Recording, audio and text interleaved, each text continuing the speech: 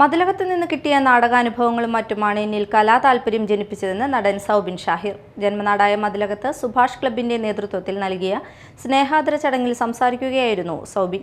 നവീകരിച്ച ക്ലബ്ബ് കെട്ടിടത്തിന്റെ ഉദ്ഘാടനം സൗബിൻ നിർവഹിച്ചു. ഞാൻ എന്തെങ്കിലും ആയിട്ടുണ്ടെങ്കിൽ അതിന് വഴി തെളിച്ചത് സുഭാഷ് ക്ലബ്ബും ഇവിടുത്തെ നാട്ടുകാരുമാണ്.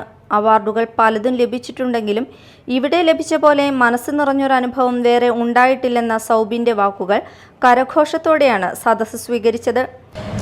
എന്താ പറയുക, ഞാനും എൻ്റെ ചെറുതിലെ മുതൽ എനിക്ക് കൂടുതൽ ഓർമ്മകളും എനിക്ക് നല്ല സ്വപ്നങ്ങളും എല്ലാ കാര്യങ്ങളും ലഭിച്ചിരിക്കുന്നത് മതിലകത്ത് തന്നെ. മതിലകത്ത് ഈ ബസ് ഇറങ്ങിയിട്ട് ഉമ്മയുടെ കൈപിടിച്ച് നടന്നു വരും, അവിടം വരെ പോകണം. അപ്പോൾ എല്ലാവരും ചോദിക്കും, കുറേ ഉണ്ട് വീട്, അപ്പോൾ എല്ലാവരും മാമന്മാരാണ്. അപ്പോൾ എല്ലാവരും വീട്ടിൽ പോകുമ്പോൾ പറയും, ഈ മാമനുണ്ട് ഇത് അമ്മായിയാണ്, നിനക്ക് ഇത്രയധികം മാമന്മാരോ? കാരണം ഇവിടെ എല്ലാവരും ഉമ്മയുടെ സഹോദരന്മാരായിരുന്നു ആ സമയത്ത്. അതെല്ലാവരും അവരിൽ നിന്ന് കിട്ടിയിരിക്കുന്ന സ്നേഹവും അവരിൽ നിന്ന് കിട്ടിയിരിക്കുന്ന കലയുമാണ് സത്യം പറഞ്ഞാൽ എന്നെ ഇവിടെ വരെ എത്തിച്ചിരിക്കുന്നത്.